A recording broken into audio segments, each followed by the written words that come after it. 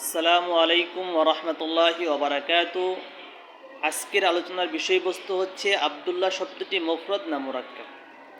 তো আমরা এই নিয়ে দুইটি মাযহাব নিয়ে আলোচনা করব। একটি হচ্ছে ইমাম জামাখশারি রহমতুল্লাহি আলাইহির মাযহাব, অন্যটি হচ্ছে ইবনে হাজেবের মাযহাব। তো জামাখশারি এবং ইবনে হাজেব এই দুইজন ইমামের মধ্যে মুফরদের সংজ্ঞার একটু ভিন্ন রকম। ইমাম জামাখশারি রহমতুল্লাহি আলাইহি তার মুফরদের সংজ্ঞার মধ্যে বলেছেন, মুফরদ হচ্ছে এমন একটি লফজ যা একক অর্থের উপর দালালত করে, অর্থাৎ লফজ এক হওয়া লাগবে, অর্থ এক হওয়া লাগবে। আর ইবনে হাজেব বলেছেন মুফরদ হচ্ছে যে একক মানের উপর যে লফজটি দালালত করবে, যে লফজটি একক মানের উপর দালালত করবে সেটাই হচ্ছে মুফরদ। অর্থাৎ ইনার নিকট অর্থ এক হওয়া লাগবে, লফজ এক হওয়া কোনো শর্ত না।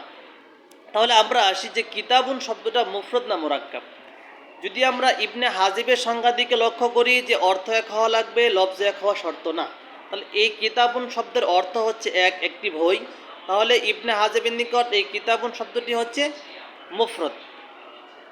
এখন জামাখশারির নিকট যে বলছে যে একক অর্থবোধক একক লফজকে মুফরদ বলে, তাহলে অর্থ এক হওয়া লাগবে, লফজ এক হওয়া লাগবে। তো কিতাবুন শব্দটা লফজ এক এবং কি অর্থ এক, তাহলে জামাখশারির মধ্যেও কিতাবুনটা মুফরদ। তাহলে কিতাবুন শব্দটা ইবনে হাজিবের মধ্যে মুফরদ, জামাখশারির মধ্যে মুফরদ। এখন আসে আবদুল্লাহ শব্দটা যখন নাম উদ্দেশ্য নেওয়া হবে, যখন আবদুল্লাহ শব্দকে নাম উদ্দেশ্য নেওয়া হবে তখন কি মুফরদ হবে না মুরাক্কাব হবে?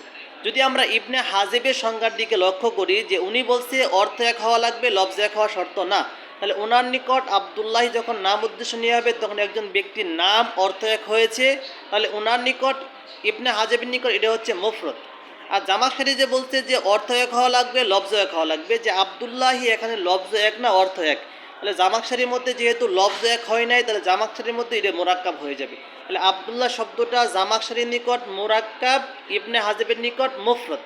আর যখন আবদুল্লাহ শব্দটা যখন নাম উদ্দেশ্য নেওয়া হবে না, অর্থাৎ অর্থ উদ্দেশ্য নেওয়া হবে যে আল্লাহর বান্দা, আব্দুর রহমান, রহমানের বান্দা, তো ওই সময় তো আবদুল্লাহ শব্দটা যখন অর্থ মুরাদ নিয়ে হবে ওই সময় জামাখশারির নিকটও মুরাক্কাব, ইবনে হাজিবের নিকটও মুরাক্কাব। শুধু আবদুল্লাহ শব্দ যখন নাম উদ্দেশ্য নেওয়া হবে ওই সময় ইবনে হাজিবের নিকট মুফরদ, জামাখশারির নিকট মুরাক্কাব। এ হচ্ছে দুইজন ইমামের মাঝে মুফরদের সংজ্ঞা নিয়ে পার্থক্য।